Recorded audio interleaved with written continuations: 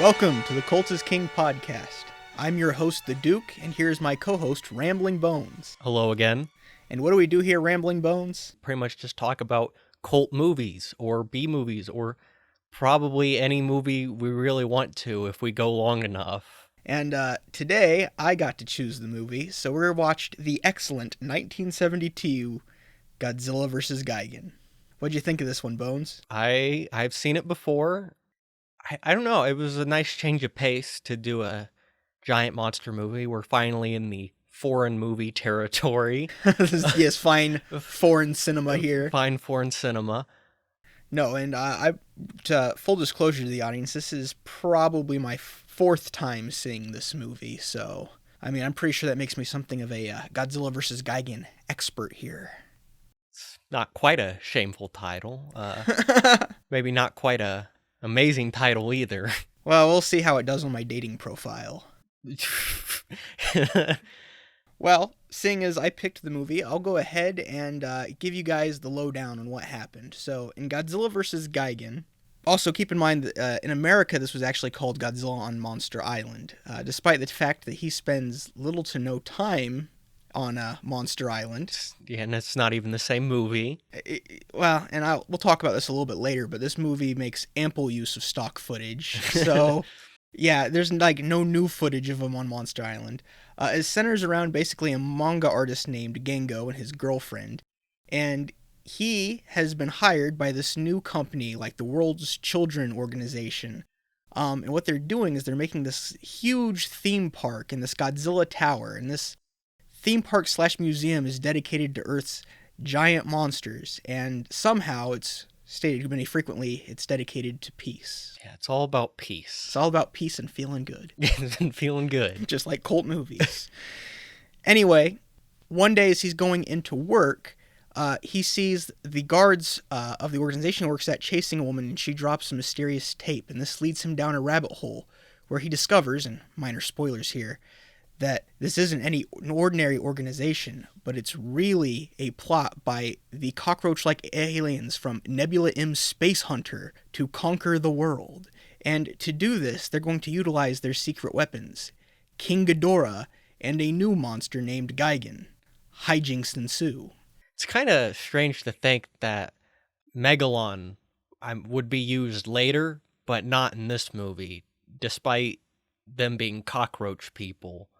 Well, on top of that, so this underwent several rewrites before this, and actually Megalon was originally supposed to make his appearance in here.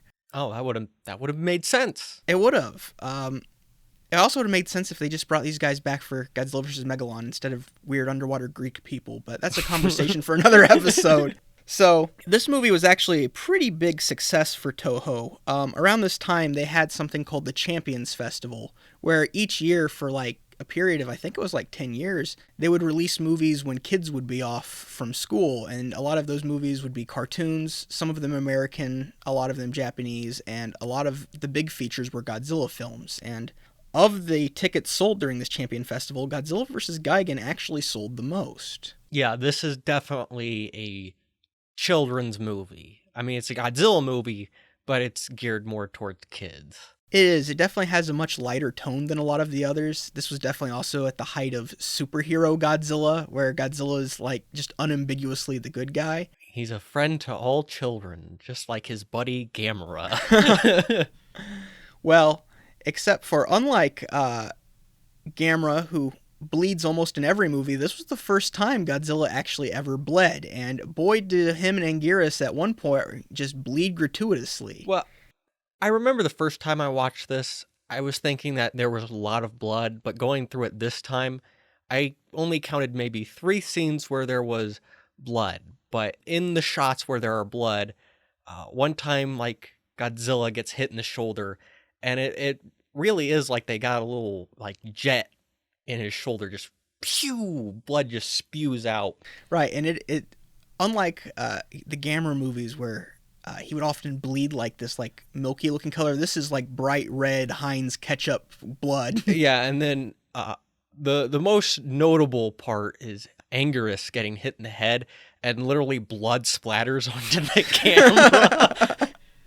You know, that everybody talks about this being the first movie Godzilla bleeds, but Anguirus really got the worst of it. Anguirus is always getting the worst of it, but I believe I read this that they had always previously strayed away from doing blood in movies, like Godzilla movies, but due to request from children that there was not enough blood in the Godzilla movie, this was the first time they changed the tune. And boy, did they deliver. And I suppose, I'm going to guess there's a lot of Godzilla fans out there, but for those of you who haven't seen this one, I should probably take the time. We should probably describe the giant monsters that we're working with here. So obviously, if you don't know Godzilla, I don't know how you found this podcast. I can't help you if you don't know who Godzilla is. Go to your Google machine and type in Godzilla. Yeah, type all of these in. Get a good look at these, because especially Gigan. But maybe we'll make this the first episode of Cult is King to have visual aids. So if you're capable, look at your YouTube or wherever you're watching this device, and I'll throw up an image of the monsters. And know that Bones is the editor, so if you don't see him, it's because he let you down. It's because I forgot. Anyway, wow, oof. So, going into the monsters, on Godzilla's side is his tag team partner, and this is very much a tag team wrestling film, even if it's about giant monsters, is Anguirus, who is like this four-legged ankylosaurus-looking... It doesn't really look like an ankylosaurus. Think about like this big, like, quadrupedal dinosaur with like a spiked carapace. Yeah, it's like he's got a little shell, and the shell's covered in spikes, and he's got little horns on his head, and yeah, that's pretty much it. On the opposing team, we have Godzilla's old foe, King Ghidorah, who is this giant three-headed golden dragon from space. Yeah, and then Gigan, who, I don't know, what was it, Roger Corman, who described it as a cyborg chicken? He might have, and that's not a terrible description. I feel like if you've never seen it before, it does it a disservice to describe Gigan as a cyborg chicken, but if you have seen it, then it's okay to call it that. Just take the idea of a Japanese cyborg chicken, but it's really it's a cyborg chicken in a cool way, guys. Yeah, he's got like a buzzsaw on his stomach. And he has giant hooks for hands. So he's cool, guys. Just trust us. He's also one of Godzilla's more sadistic foes, and he is responsible for all of the bloodshed in the movie. Yeah, I mean, King Ghidorah does stuff, but Gigan really feels like the main foe, which is appropriate, it being titled Godzilla versus Gigan. So anything, before we get into actors and stuff, anything about this movie that really struck you? Well, I believe that this is the first well, wait, it might not be the first. It has monsters talking, which the only other movie I know that does that is All Monsters Attack, which is, in my opinion, the worst Godzilla movie. Well, and it was funny because I've seen both, but for preparation for this, like we actually talked about in the last episode, I watched the English dub, and Bones watched the Japanese version. And one thing that was interesting, and it doesn't happen a lot throughout the film, but there's 2 or 3 places where Godzilla and Anguirus talk to each other. And in the English version, they talk in like distorted voices to each other's, but you can like hear what they're saying. It's been dubbed in English. In the Japanese version, what'd they do, Bones? They have speech bubbles. There's still like a distorted thing, but I don't believe it's anybody speaking. It's just sort of like a distortion of their roars and then speech bubbles to tell you what they're saying, which, since they introduce at the beginning that the main character is a manga artist, I don't know, it feels sort of appropriate, even though they do nothing else with that sort of thematic device. However, it is sort of funny just the way they draw the speech bubbles. It's either Anguirus or Godzilla, like at the end of a conversation, just says okay, and it's written in a big O and a K with like an exclamation mark. It's very it's very manga. It's cartoony. Right, well, and cartoony would be a good way in many ways to describe this movie. Godzilla's had some pretty silly adventures. This is pretty up there. But I also think this is easily one of the most watchable. I have a question for you. You might not remember, but you've seen both versions several times before. 4 even. Was there a big difference in the Japanese and English versions? Because I know Godzilla movies can sort of be notorious in that there's like 3, 4 different versions of a single one floating around, and the Japanese and English, the changes aren't just the dub or, subtitles. Sometimes actual things are missing or still there. From what I watched, and I wasn't like looking closely for differences, but my experience both times was largely the same. The biggest difference is the one we just talked about, which was how they handled the monsters talking. And I can't really say one was better than the other. They were both incredibly silly. But I don't know. Look, you're watching a movie about a cyborg chicken that fights Godzilla. It's a big tag team wrestling movie. There's blood, there's monsters talking, like it's all part of the experience. Yeah, you're probably not going to miss out on some deep storyline if you don't have your subtitles. It's okay to watch the dubbed version. Absolutely. And yeah, we're not sub snobs here. Mm-hmm. Unless it is Godzilla Raids Again. Actually, if we ever cover that one, we should watch the dub again for that one too, because the dub is great for all of the wrong reasons. We'll be reviewing 2 different movies. Essentially. One thing I liked about this one is I actually kind of liked the human plot. I've heard some people say that they thought that was a pretty weak element in this film, but I just kind of, especially compared to a lot of Godzilla movies, it was kind of like a breath of fresh air. It's not about the military or the scientist. It's just this random mangaka and his girlfriend who knows karate, the one woman that the guards were chasing who's looking for her missing brother, and just some hippie who likes to eat corn. Yeah.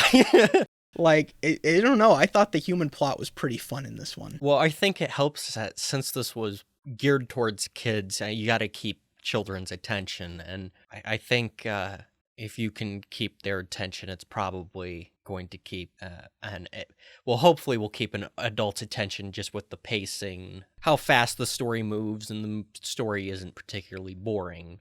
Well, and one thing that kind of helps this movie along is I know a lot of people complain with giant monster movies that they feel like they watch a lot of boring content to get like 10 minutes of giant monsters fighting. This movie is just chock full of monsters destroying things and monster fights. I didn't exactly time this, but I think I read somewhere that about the monster scenes make up about 40 minutes of the movie, which, having watched it, I find very believable. Yeah, no, there's plenty of giant monster action in this. I think you start getting some real destruction about the 30-minute mark, which in an hour and 30-minute movie... No, I mean, a lot of time is dedicated to the bad guys destroying stuff, and then to this just knockout, drag-out tag team match between the monsters. I also was surprised by, the quality of shots in the movie. There's stock footage from several other Godzilla movies that is thrown into this movie, and so knowing that, and then knowing that it's a kid's movie, I didn't expect a lot of effort in certain areas, but there's this really like cool shot of it's like a close-up profile of Gigan, and there's just all these fires, and then like the camera pulls back a bit and reveals more fire, and just little things like that both added to the characters and then added to the overall quality of the film in a way I was not expecting. Well, and despite the fact that they used a lot of stock footage, I can imagine that if you hadn't watched all the movies like we have, there'd be a lot of places where you wouldn't notice it as much. Mm-hmm. I don't know. So your mileage may vary. This movie, though, does borrow a lot, specifically from Destroy All Monsters. There's a lot of scenes taken from there, and a lot of scenes from Ghidorah, the three-headed monster. And like one from Son of Godzilla. Right. So definitely a lot, which Son of Godzilla is the one they should have called Godzilla on Monster Island. I don't know what they were thinking of here. They just, I guess they just thought it sounded good. They probably didn't even watch the movie. Yeah. I thought the suit actors did a phenomenal job in this movie. One thing I think that's underrated about, it's easy to write these as guys in rubber suits stomping around, but because they're in these rubber suits, it's really hard. You can't really emote much, with your face like you would in traditional acting, but each of the monsters very much has its own character. So, playing Gigan is Kenpachiro Satsuma. I'm doing my absolute best with these names, so I don't know if you guys can tell. I'm not going to tell you where I live, but I am not Japanese. Big shocker, I know, to a lot of you, but I'm going to do my best with these. We are but dumb Americans. We are. He's the suit actor for Gigan. I believe he was also the suit actor for Hedorah in Godzilla vs. the Smog Monster, which was the movie preceding this one. He'd go on to play Gigan 2 more times, once in a movie and once on a TV show called The Zone Fighter. But he would also be notable because he is the Godzilla of the 80s and 90s. In the Heisei era of Godzilla films, he would go on to play Godzilla. Also of note is Godzilla's suit actor, Hiro Nakajima. He is actually the original Godzilla from 1954, and this would be his actual last outing in the suit. It is sort of funny to think that Gigan goes on to play Godzilla in what, in my opinion, is probably the best era of Godzilla. That 80s and 90s period, I think, for me, is personally the best of all of them. As much as I like All Monsters, or Destroy All Monsters, is my favorite Godzilla movie, and that is the Showa era, which is what this is still. It's funny that some guy who's playing the random monster, so the monster that was just dreamed up for this one movie and has the possibility of never showing up again, although Gigan did show up, but monsters like Obiro were not so lucky. No. Got to move on and play Godzilla. Yeah, no, he really kind of moved up there. And, it's easy to see why. He does a fantastic job with giving Gigan plenty of character. Actually, the interactions between monsters are pretty funny in this one. There's one scene where Gigan is going to give King Ghidorah like a high five, which is hilarious because neither of them have arms in the proper sense. I guess he has arms, but he has hooks for hands, and King Ghidorah just has wings. Well, yeah. Could maybe bump heads, I don't know. It's funny to think that the original Godzilla actor is, I mean, he played Godzilla throughout the Showa era. I don't know if he played Godzilla in all of the movies, but I know he played and the majority of them, for sure. certainly. Good chunk.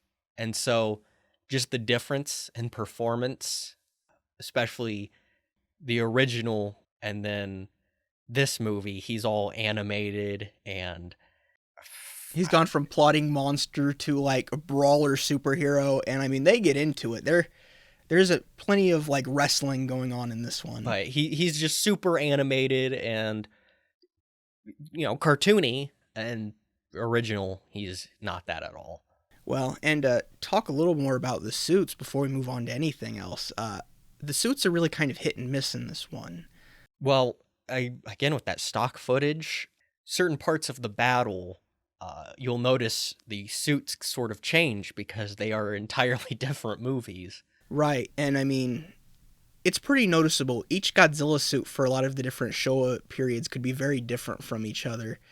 The problem in this one, though, is of the suits, Godzilla's is easily the worst. Not because the design is especially bad, but because by the end of the movie, it's falling apart. I noticed, like, his mouth, the jaw is sort of not aligned how a jaw should be. Oh, and you can see, like, the rubber parts of the suit are, like, coming off of his arms as he's fighting Gigan. Yeah, I'm gonna guess they probably had, for the most part, one suit, and they kept using it in all these movies and never sprung for a replacement or multiples. No, this is the suit from the previous film. Anguirus's and King Ghidorah's are also old suits, but Anguirus's looks great. I have no complaints about it. King Ghidorah's doesn't look terrible, but he's a little worse for wear, and I think they tried to add a little more hair around each of the heads as kind of a mane, but it doesn't really work. I mean, Anguirus is crawling around on the ground, but of all the monsters, Godzilla is always the most physical. He's always grappling or don't know, hitting or being shot or being shot. So that suit has seen some stuff. Ghidorah has also seen some stuff, but not as much. And again, Anguirus, same thing, not as much. I noticed in one scene, Anguirus sort of comes to the shoreline and the military shoot the crap out of him. And he's got this big black blotch across his face, almost like a scar. And I couldn't tell if that had been maybe they shot the scene where he gets hit in the face and bleeds a bunch. If that scene had been shot earlier and these are like stains or something. I'm going to be honest, I hadn't noticed that, but I wouldn't be surprised if it was shot out of order. I mean, but of the Anguirus suit scenes, that was the only one where I saw something like that is, I don't know if that's supposed to be there. He's looking rough. Right. Well, the Gigan suit is obviously the MVP. It was a fresh suit created for his first appearance, and it's definitely one of the most bizarre, but one of also the most like colorful and original of the Godzilla monsters. I'm going to just reveal my bias right now. Gigan's one of my personal favorites, so I really enjoyed this one. I will say this also for the suit actors. Of course, things had changed since the original Godzilla had been shot. The suits are lighter, it's a little less dangerous, but it's still, they are in these big rubber suits. The set, just because of lights, is super hot, and they are constantly around fire. You can sort of cheat it, have the camera position in a way it makes the fire look closer than it is. Even if they are not kissing the fire, it is still close enough that you are going to feel that heat. And between the fire, the lights, all of the little explosions happening on the suit or around the suit, these Plus actors, just all the physical exertion. And then just moving around in a big rubber suit, these actors are going through the ringer. Right. No, they don't get enough credit. I don't think most people think of this, but anybody who's done any research on these movies know that the suit actor, especially like for Godzilla, is a notoriously difficult job. Several people have had several close calls in the suit between almost being drowned or electrocuted or overheated. Actually, our friend Gigan, who would go on to be the Heisei Godzilla, and Godzilla vs. Destroya, they had like this effect where Godzilla was like steaming, and I want to say it was like pure carbon that was coming off the suit. He would passed out and had several like health issues during that time. He went on to be okay, from what I know. He's like still alive, but it could be dangerous. Well, and with the suits, you had the original Godzilla, which was just it was a big suit. And then when you got into the sillier, more kid-oriented superhero Godzilla movies, the suit became more human, I would say. Definitely. It's very much a guy in a suit type of suit. And, it's obviously much more lighter. He can do a lot more boxing, wrestling type silly stuff. And then when you get in the Heisei series... Heisei? I believe it's Heisei. You just corrected me. No, I did. I corrected you earlier, and now I'm going back to my old ways. Forgive me. The Heisei era, if you go the 80s and 90s, how about that? There we go. If you watch the 80s and 90s ones, the suit sort of returns back to the original Godzilla design. It's probably still lighter than the original, because almost everything is. Because I'm pretty sure the original is like plaster and like wood and all this other crap. It's just this tank of a suit. But in the 80s and 90s, the suit sort of had a return to design. Still lighter, but definitely it was probably a much rougher experience in that suit than it was in 70s era Godzilla suit. Well, and we've talked about all the wrestling they have to do. They do a lot of it in this one. This movie has some great action scenes in it. Some highlights include Godzilla holding King Ghidorah back while Anguirus jumps backward to hit him with his back with his spikes 4 times, And then King Ghidorah is also at the receiving end of several suplexes from Godzilla, Yeah. where he just straight up has him by all the heads and just swings him back. It's great. Well, there's one scene I like, or it was a transition. The fight is about to start, and it cuts from King Ghidorah to Godzilla, and Godzilla's walking to the screen, and right when he's fully into screen, it then cuts to him, like, falling on top of King Ghidorah. Yes. Well, and Gigan's fun in this one, between him, like, flying around and then getting, like, shot down. Or, I'll say one thing that's kind of good in this one compared to some other Godzilla movies at the same time. This one does a good job of building some tension around the fight, because early on, Godzilla takes a just absolute beating.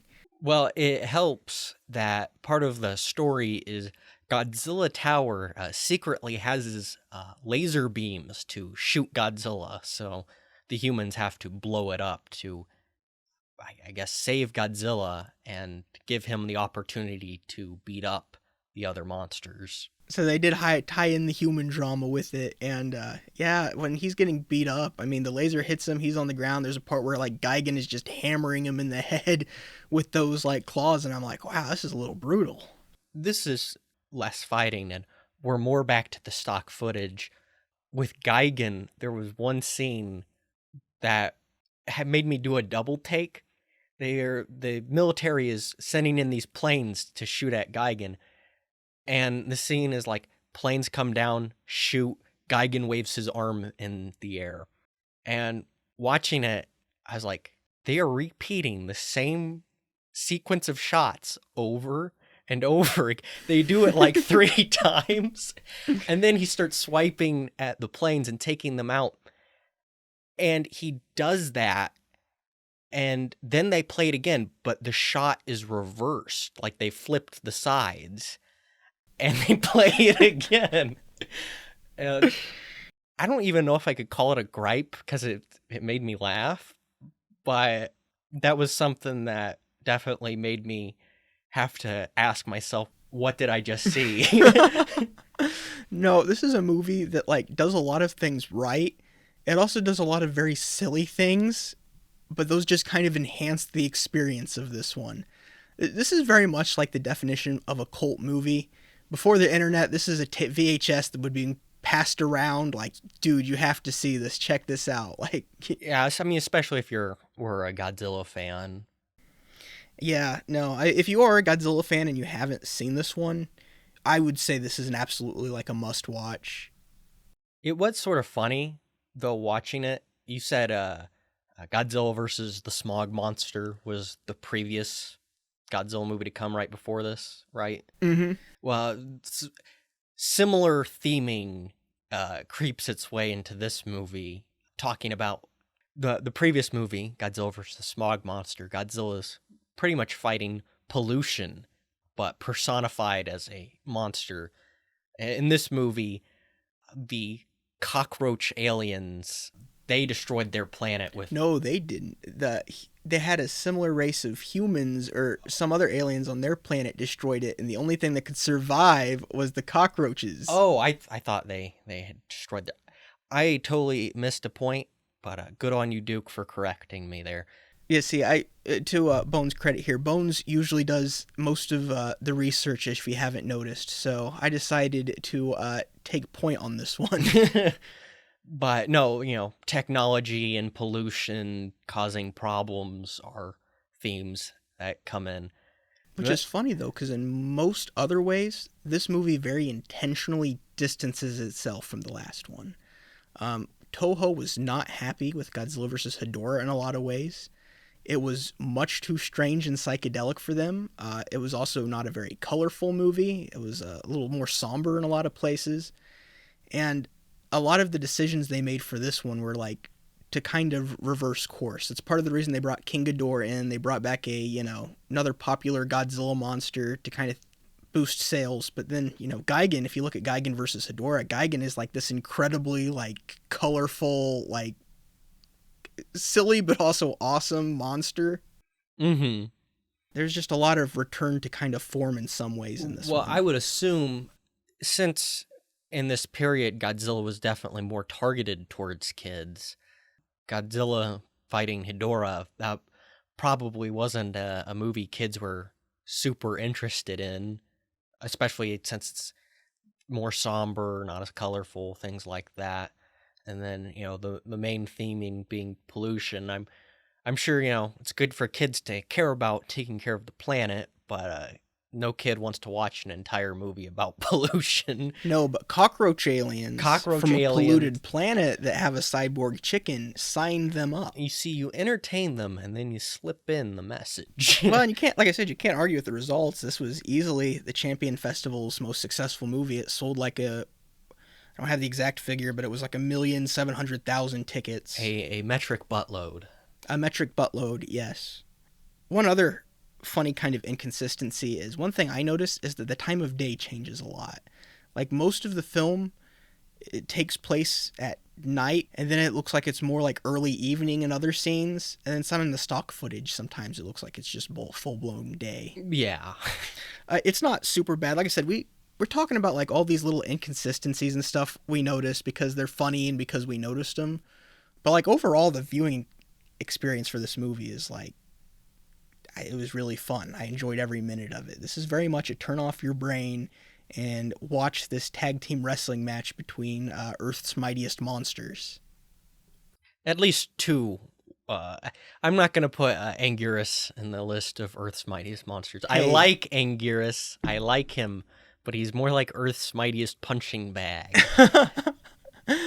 He got some licks in there. He gets the shortest stick every movie, it feels. Well, I keep comparing this to wrestling. Anguirus can be a bit of a jobber, but he's got a heart of gold. Oh no, we can't let the wrestling terms onto this podcast. No, we're gonna attract. Speaking of stuff too that they recycled, because they recycled a lot of footage, they recycled suits. One thing that you might not have noticed is all of the music in this one is recycled. Mm-hmm. None of the score is original to this film. Once again, I do not know, though I'm familiar with his work, I cannot pronounce his name, so I'm going to try. I believe it's Akira Ifukube. Fukube? Yeah, I believe it's like Akira Ifukube. You had the right name, the last name correct. Okay. He is the man most associated with the sound of the Godzilla movies. His scores are legendary, and he didn't just do those, he did tons of Toho's movies at the time.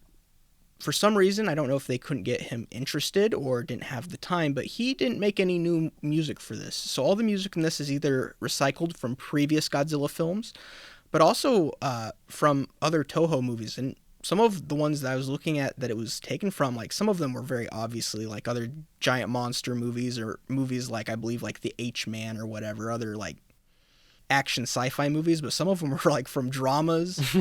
Some of them were from Toho's Expo 70. But, it doesn't hurt the film at all. The music all sounds great because it's all great tracks that he made, but all of it was recycled. With the Godzilla movies, I'm not super against the recycling of his music because there is sort of a consistent sound, like the military theme. He has updated the military theme multiple times. It's in the first Godzilla movie, and I think it's pretty much in every Godzilla movie. And with each era, he sort of updated it a bit. But again, there's sort of a consistent sound throughout, so with some of the movies, he would write a little bit of new music, but even with the new music, there'd still be music that you would have heard in a previous Godzilla movie. That it's like the James Bond theme, right? Well, or even the Jaws theme. If they made a modern Jaws movie, and they didn't have Jaws' theme in there, you wouldn't be like, oh great, look at all this, new stuff. You'd be like, where is the Jaws theme? The music of Godzilla is very iconic. And there's so many iconic tracks that even a layperson, even if they didn't know their name or anything, would know that's Godzilla music, that you just kind of expect it. It's if Godzilla wasn't in the Godzilla movie, there's something missing. So, I would almost say of the new was it Legendary Pictures Godzilla movies, that was one of the disappointments. Is there were samples and little references to the Godzilla Toho Godzilla music, but for the most part, the music was just so uninteresting and bland. And I don't know, even if you just gave us like a remix, just I need that Godzilla music belongs in a Godzilla movie. Well, and even though this podcast isn't currently about the Legendary Pictures Godzilla, I still can't forgive them for one thing that they really did. At the end credits, they played a new like cover of the Blue Oyster Cult's Godzilla, and the Blue Oyster Cult's Godzilla is one of those things. It's like the Mona Lisa, but I don't want to do Blue Oyster Cult a disservice by comparing their music to the Mona Lisa, because Godzilla by the Blue Oyster Cult is just one of the greatest things that Western society has ever created, and to tamper with it is just blasphemy. Especially since I know you have the money, Legendary Pictures. You have the money, and you screwed us out of it with a bad cover. Right. No, I just... Never forgive them. Never. Anyway. Also, before I say anything else, I want to thank...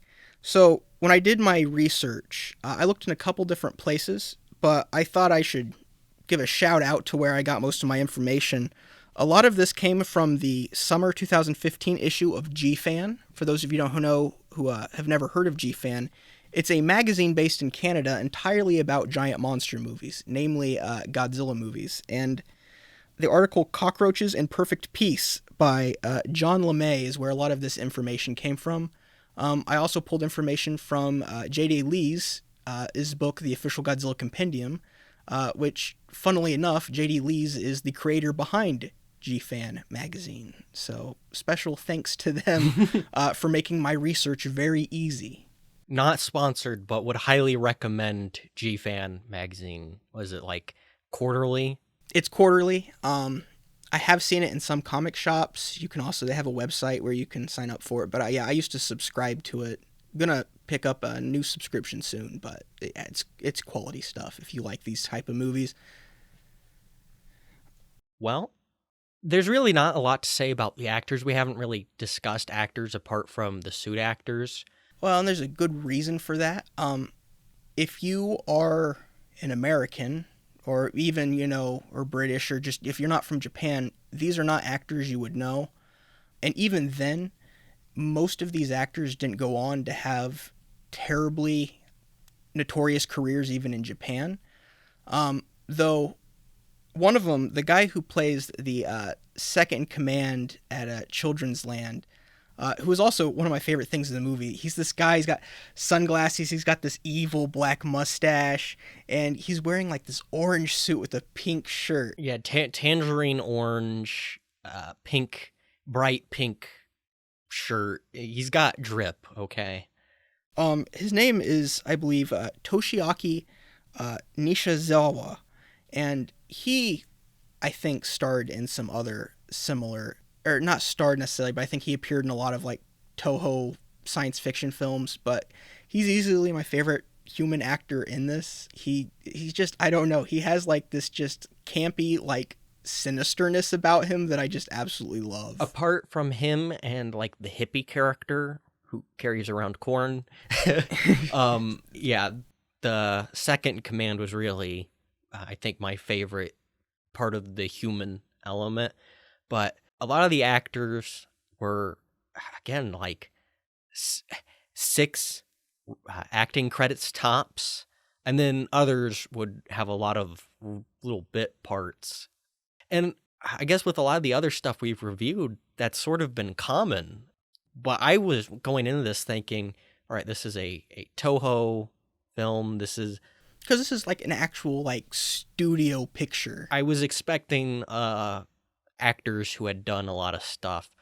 And I was also sort of expecting a lot of actors who had been in previous Godzilla movies, because I don't know, growing up, I guess it never clicked with me that just because an actor was in Destroy All Monsters, that, he could possibly be in other Godzilla movies. Well, and Godzilla movies do tend to recast a lot of the same actors, even sometimes in like important roles. But I do want to say that the corn hippie makes a cameo in another Godzilla film. So there's a brother who's like locked in Godzilla Tower. He is in Godzilla 1984, Godzilla Returns. I think the corn hippie is also in that movie. I don't remember his actual name. I just know him as Corn Hippie, but he is an icon. I'm pretty sure that that movie had a lot of actors who had previously been in Godzilla movies come back, and depending on which version you watch, also Raymond Burr. But that is a discussion for when we get to that movie. No, looking through my notes and stuff here, I think that about wraps up what I have to say about Godzilla vs. Gigan. Anything you'd like to add? Watch it. Yeah. How about this? Of the Godzilla movies you've watched, I know there's probably too many to come up with an official ranking, but where would you put this one? Higher, lower, middle? So I don't know if my rankings would be the same as other people, because obviously when you ask me, like, what's a great movie, I would tell you The Giant Claw is a great movie, because it's fun the whole way through. So for me, this one's actually pretty up there, because it's an incredibly fun, watchable movie with lots of monster action. It's not high art. I don't think it's probably like in necessarily the top 5, but which sounds bad, but when you consider that there are more than 30 Godzilla films, but I don't know, it's up there for me. I would say high middle of the pack, maybe just above the middle of the pack. Yeah, for me, it's probably top half or top third of the Godzilla films. Then again, I'd almost, rank the Godzilla movies as you have all monsters attack at the very bottom, and then everything else at the very top, or close to the top. There is no middle. No, the fact is so many of the Godzilla movies are fun or offer something. I mean, we were talking about how the studio one distanced itself from Godzilla vs. Hedorah, but I would say I would recommend that one too, just for the experience.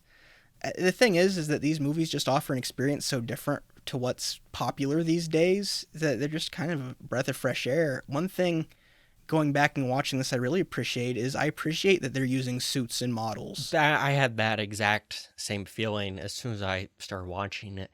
Well, both. I appreciate the color. The color's great, especially when everything now seems to like there is. Our color films look more drab than a lot of black and white films ever look. They're stealing our color, brother. They're just taking our color from us. And then, the suits. I mean, even some of the shots of buildings I noticed were, models. Or there was a scene at the beginning where there's construction going on, and all of the construction vehicles are little RC versions of these giant machines doing things. And I mean, I know that there are RC vehicles and I know it's models, but at the same time I like that there's something there that I can look at. Well, and Toho's model work in all Godzilla movies is always fantastic. The buildings look great.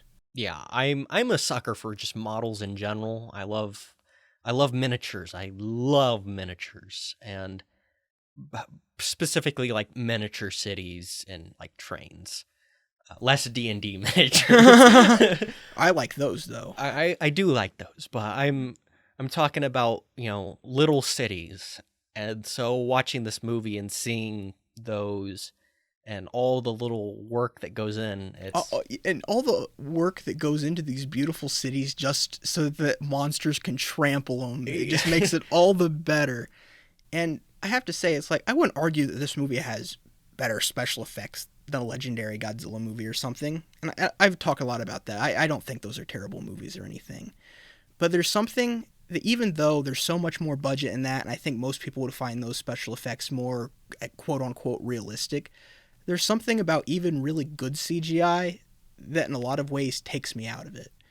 Having something there that your eyes and your brain know is physically there, even if I know, like, look, I know that there's a guy in the Gigan suit, but it's easier for my brain to just turn off and accept that that's not a guy in the suit, that's Gigan. Whereas a lot of times I feel when I'm watching a modern, like, monster movie, my brain just sees computer, computer, computer. Yeah, even now when we're starting to get into the CGI that is, approaching lifelike, even when we're there, my brain's still like, Yeah, that might be how it looks exactly in real life, but that's a computer. There's just something about it that your brain just immediately registers. But I never think about that when I'm watching the Suitmation. Well, and another thing too is I like that there isn't necessarily a hyper realism here. Gigan is straight off of a comic book or a manga, and it's fantastic. I love it. He's super colorful, he's original, he's bizarre, he's got sails on his back, a buzzsaw on his stomach, and hooks for hands. A buzzsaw that it doesn't even have much reach. It's like, it's not a terribly well thought out buzzsaw, but it's still cool. Look, 100% wins the rule of cool. Like, I'm all for it. Okay, I've got a Gigan figure that sits on my shelf at home. In my ducal palace. That is his ducal palace. My ducal palace. But yeah, so obviously we're both huge fans of this movie. No reservations. Look, if you're a serious person who hates joy, then maybe you shouldn't watch this movie, but maybe it'll also bring you out of it. So I'm still going to recommend it. Yeah, would recommend. The only real difference between the two are, do you want to hear distorted voices talk in English when the monsters talk, or do you want to see speech bubbles but also have to read throughout? Yeah, the dub or sub is just personal preference in this one. Obviously with the dub, it's never going to sync up perfectly with their lips or anything if you're expecting that, but I thought the dub was competent. Yeah. Well, I guess I should tell you what we're watching next week. Yeah, we're all waiting with bated breath. We're jumping back to the land of America. At least I think this was made in America, with House of the Long Shadows. It's got Vincent Price, John Carradine. I believe you said Christopher Lee? Christopher Lee, Peter Cushing, and Desi Arnaz Jr. Well, with the cast like that, there's no way that this one's going to be boring. Or it will be really bad, and there's a reason I've never heard of it prior to finding it. Well, if you want to know, you'll have to listen in next week. Yeah. Well, until then, thank you for listening to our little podcast here. If you are a free thinker, hit that subscribe button, and the like button, and the comment thing. Only free thinkers would do that. Well, only free thinkers would do exactly what Bones tells them. Exactly. Anyway, signing out. Yes, thank you and goodbye.